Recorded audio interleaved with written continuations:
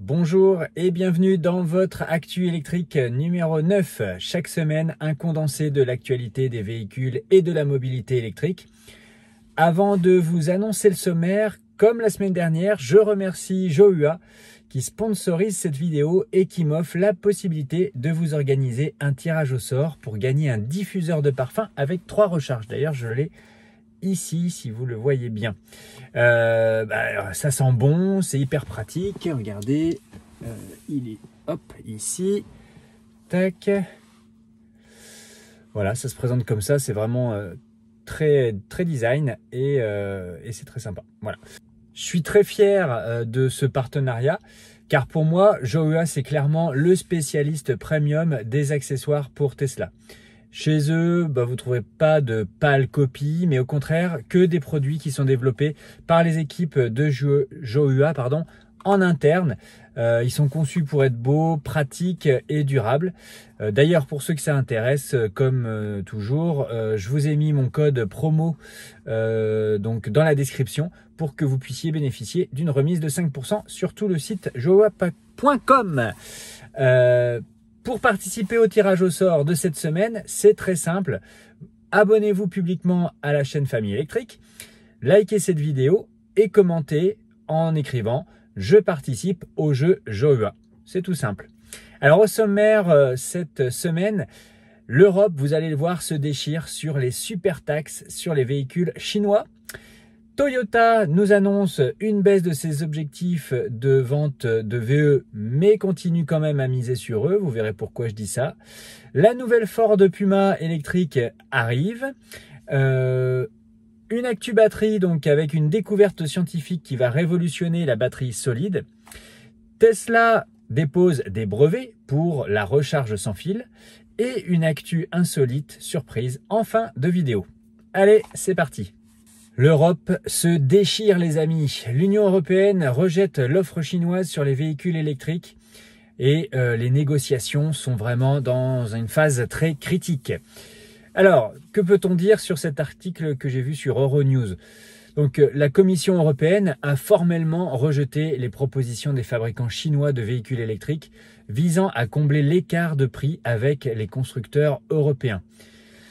Bon, vous le savez, je résume, l'écart de prix résulte des subventions massives accordées par Pékin à son secteur de véhicules électriques, ce qui pose un risque économique pour les entreprises européennes. Bruxelles a proposé donc en réponse des droits de douane supplémentaires qui oscillent entre 7,8% et presque 36% sur les véhicules chinois en fonction de leur coopération à une enquête qui a été menée il n'y a pas longtemps. Les constructeurs chinois comme BYD, Geely et SAIC seront touchés par ces nouvelles taxes, dans une moindre mesure aussi Tesla, on l'a vu dans un autre épisode. Un vote des États membres de l'Union européenne sur la pérennisation des droits de douane pour 5 ans est attendu ce mois-ci.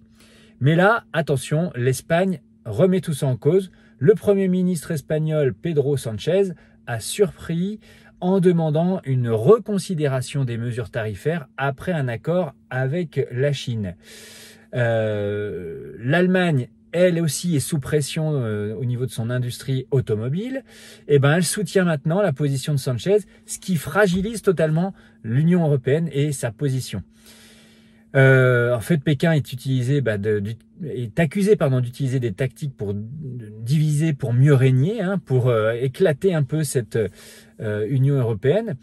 Et vous avez le vice-président, M. Dombrovskis de la Commission européenne, qui doit rencontrer son homologue chinois, M. Wen Tao, le 19 septembre pour discuter d'une solution. Donc, que vont-ils trouver? J'en sais rien. Vers quoi on va pencher?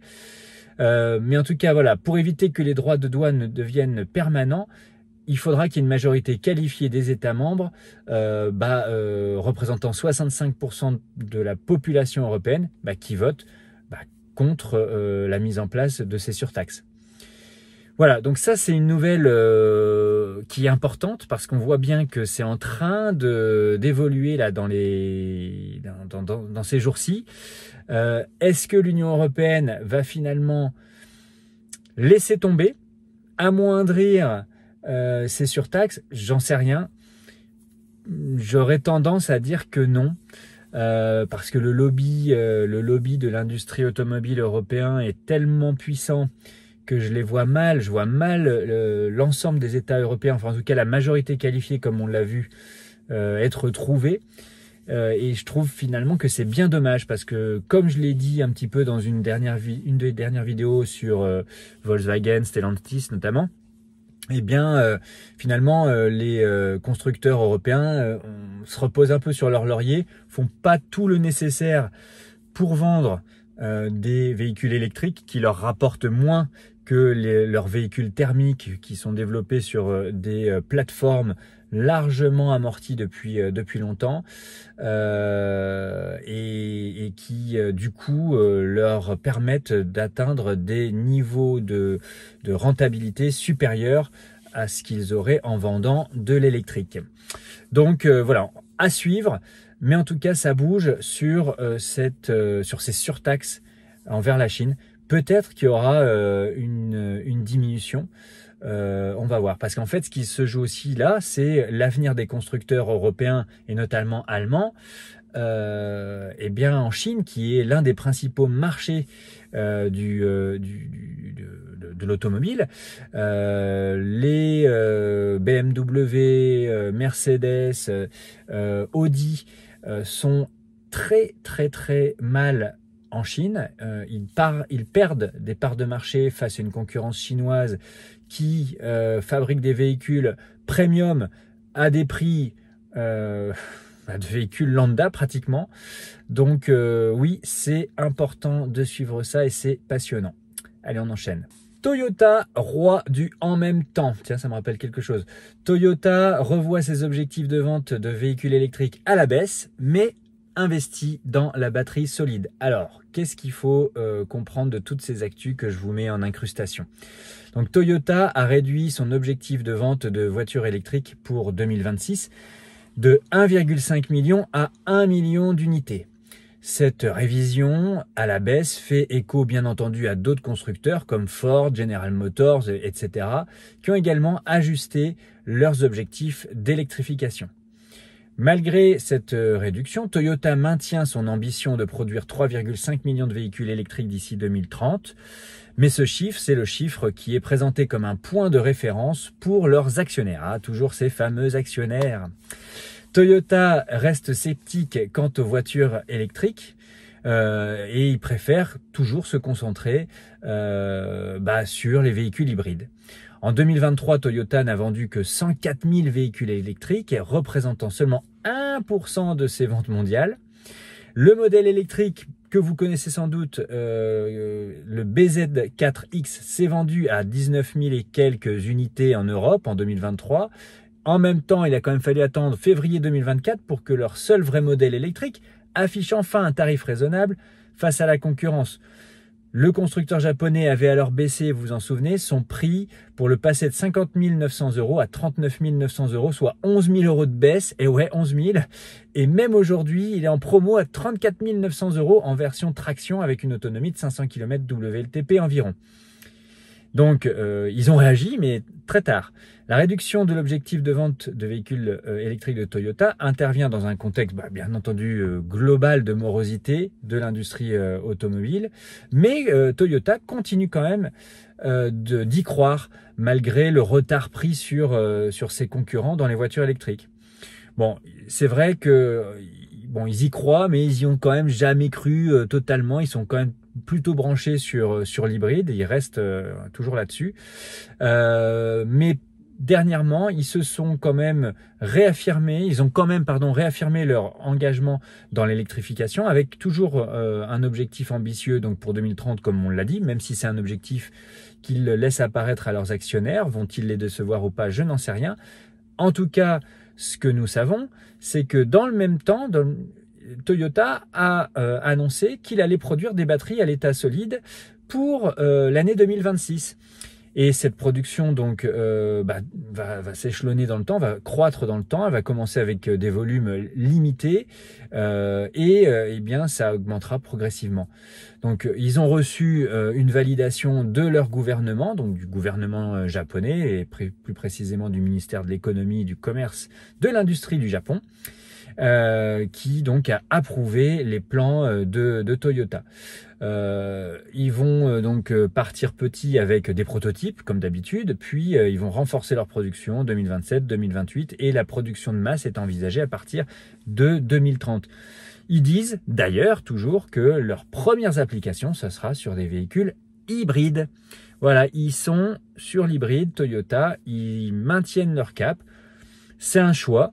Peut-être que ce sera le dernier des Mohicans finalement. Et comme ils sont plutôt pas mauvais en hybride, finalement, ils vont peut-être tirer leur épingle du jeu au moment où le marché aura peut-être déjà basculé vers l'électrique. Ils seront encore les derniers à faire les meilleurs hybrides. Je sais pas. Mais en tout cas, voilà, c'est aujourd'hui ce qu'on peut dire sur Toyota. Le Ford Puma Gen E, donc 2024, c'est un petit SUV qui risque d'être bientôt révélé, puisque le nouveau Ford Puma, enfin le futur Ford Puma Gen E, devrait être annoncé au prochain salon de l'automobile à Paris, et il devrait concurrencer donc les Peugeot i2008, les Mini Aceman. Le véhicule a été repéré dans les rues sans camouflage, ce qui annonce une présentation imminente. Ce Ford Puma donc arbore un design un peu spécifique avec une calandre pleine et des jantes presque fermées, optimisées pour l'aérodynamisme. Ce modèle surprend aussi par sa couleur jaune et un toit panoramique, ajoutant un style très péchu. Il pourrait être officiellement dévoilé, donc comme je vous le disais, en octobre prochain au Mondial de Paris. Donc j'irai le voir. Ford n'a pas encore révélé les spécifications techniques précises de ce nouveau véhicule, mais son moteur pourrait être celui de l'e-Transit Courier, développant je ne sais plus combien de chevaux, mais pas très puissant. Il pourrait avoir une autonomie de 400 km WLTP. C'est un restylage de la version thermique de l'actuel Puma disponible depuis le printemps dernier. C'est un véhicule qui marque la poursuite de l'engagement de Ford dans l'électrification de sa gamme. Mais pour tout vous dire, franchement, j'ai du mal à accrocher avec à la fois le design, à la fois le retard à l'allumage qu'on peut avoir au niveau de Ford. J'ai l'impression plus qu'on est sur une plateforme similaire à la Ford Puma classique, donc c'est pas vraiment un véhicule développé pour être efficient en électrique. Je vous invite à aller voir la vidéo de Johan en VE, une des dernières, il en fait tellement, une des dernières qu'il a fait sur Ford, je crois, qui est sortie ce vendredi. Il en parle justement, il donne son avis sur le Ford Puma Gen E et je trouve que c'est un avis plutôt intéressant. Allez voir sa vidéo. Voilà, moi je pense un peu comme lui que ce Ford Puma va avoir du mal à trouver sa place dans la concurrence existante, dans la même gamme. Il faudra voir le prix. J'ai vraiment très peur que le prix soit au-dessus de ce qu'il faudrait pour être concurrentiel. On verra ça bientôt. Et j'irai peut-être le voir sur le stand de Ford au prochain mondial de l'auto, puisque j'ai la chance d'y aller. Alors, une découverte scientifique majeure pourrait doubler la densité énergétique des batteries à l'état solide. Alors, c'est pas si évident à vous expliquer, mais je vais essayer de faire clair. Les principaux enseignements de cet article, c'est donc des chercheurs américains de l'Oak Ridge National Laboratory qui ont développé un électrolyte solide mince et flexible qui pourrait donc doubler la capacité de stockage d'énergie pour les batteries de véhicules, téléphones et ordinateurs portables de prochaine génération. Ces scientifiques, on a déjà entendu parler d'eux plusieurs fois il y a quelques mois parce qu'ils sont toujours à la pointe de la recherche en matière de batterie. Donc ils se sont concentrés sur les électrolytes solides considérés plus sûrs car non inflammables. Donc l'étude précisément visait à trouver l'épaisseur idéale de l'électrolyte pour optimiser la conduction ionique et la résistance structurelle. En gros, que les ions circulent bien et en même temps que l'électrolyte soit quand même résistante. Je vais donc essayer de vous expliquer ça le plus simplement possible. Les électrolytes solides actuels, souvent à base de polymères plastiques, offrent une conductivité ionique qui est inférieure aux électrolytes liquides qu'on connaît classiquement. Les chercheurs ont déterminé que le poids moléculaire du liant polymère était crucial. Les liants plus lourds et à chaîne longue offrent une meilleure intégrité structurelle et une meilleure conduction ionique. Mais il faut trouver l'équilibre dans tout ça. Trop de liants, ça réduit la conduction ionique, tandis que trop peu de liants, ça compromet la qualité du film électrolyte. En gros, trop peu de liants, ça conduit à la fragilité de l'électrolyte solide. C'est normal, s'il n'y en a pas assez, bah ça casse. Donc, ils ont travaillé pour trouver la meilleure formule, la meilleure recette. Un électrolyte à base de sulfure a donc été créé avec une conductivité ionique comparable à celle des électrolytes liquides, ce qui est très fort. La recherche se concentre sur la création d'un film de 30 micromètres d'épaisseur, je ne sais pas si vous voyez ce que ça représente, assez mince pour favoriser la conduction des ions, tout en étant structurellement solide. L'électrolyte solide qu'ils ont mis au point donc, est composé de feuilles flexibles et durables de 30 micromètres d'épaisseur, comme je le disais. Donc c'est assez mince, mais ça reste solide. C'était vraiment la difficulté jusqu'à présent. Donc c'est un exploit qui est vraiment considérable parce que jusqu'à aujourd'hui, les films qui étaient utilisés dans l'industrie étaient souvent de plus de 100 micromètres d'épaisseur. Or, on sait que pour réduire le poids des batteries, il est très important d'obtenir des films électrolytes très minces. Donc, c'est une innovation qui vraiment pourrait améliorer la sécurité et la densité énergétique des batteries en évitant surtout les courts-circuits et en facilitant la conduction ionique. Également, elle apporte l'avantage de permettre une densité énergétique d'au moins 500 Wh par kilo.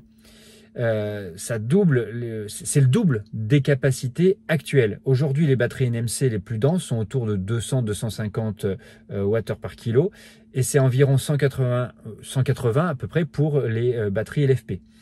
Donc cette recherche, cette découverte, elle a été soutenue bien sûr par le gouvernement américain. Donc voilà, j'espère que ça a été clair. En gros, les batteries solides, la grosse différence, c'est bien entendu l'électrolyte qui est donc solide, mais comme on a une certaine rigidité, il faut éviter qu'en cas de déformation, puisque ça travaille, il y a beaucoup de tension, de pression qui s'exerce et de force qui s'exerce sur les batteries, eh bien là où un liquide va toujours être présent uniformément dans la batterie. Bien évidemment, le solide, lui, si à un moment donné, il y a des contraintes trop fortes sur la batterie, le solide, il craquelle, il se fissure et ça peut évidemment donc endommager la batterie, la détériorer, amoindrir ses performances, créer des courts-circuits. Donc, ce qui est dur dans la technologie de batterie solide, c'est d'avoir ces feuilles, en fait, qui soient suffisamment fines pour être flexibles, mais en même temps qu'elles soient suffisamment solides pour résister à tous ces chocs et en même temps conserver leur capacité à faciliter le transit des ions. Voilà, on parle de transit des ions. Bon, il vaut mieux parler de ce transit-là que d'autres choses, me direz-vous, dans une vidéo sur les voitures électriques. Allez, on passe à la suite. L'info suivante concerne Tesla qui dépose des brevets pour un système de recharge sans fil. On a appris que Tesla avait récemment déposé une série de brevets concernant une technologie de recharge sans fil pour ses véhicules. C'est un développement qui fait suite à l'acquisition d'une entreprise qui s'appelle Wiferion, qui est spécialisée dans la recharge sans fil pour des applications industrielles. Tesla donc a conservé les ingénieurs de Wiferion, c'est bien de le préciser, et 4 brevets principaux ont été déposés sur des technologies donc liées à des capteurs de température et à la réduction des fuites au sol. Donc Tesla pourrait dévoiler officiellement cette technologie de recharge sans fil lors de son événement prévu le 10 octobre où ils vont annoncer les robotaxis. Un véhicule autonome tel qu'un robot-taxi nécessiterait un moyen de recharge sans intervention humaine, ce qui rend évidemment cet événement propice à une telle annonce. Et une technologie de recharge sans fil devrait ensuite s'étendre progressivement à d'autres modèles de Tesla. Pourquoi pas d'ailleurs commencer par le Cybertruck, qui est déjà compatible avec cette technologie selon certaines informations qui circuleraient. Bon, j'ai eu du mal à le croire ça. Le développement de la recharge sans fil a été confirmé par l'ingénieur en chef, donc monsieur Franz von Holzhofen.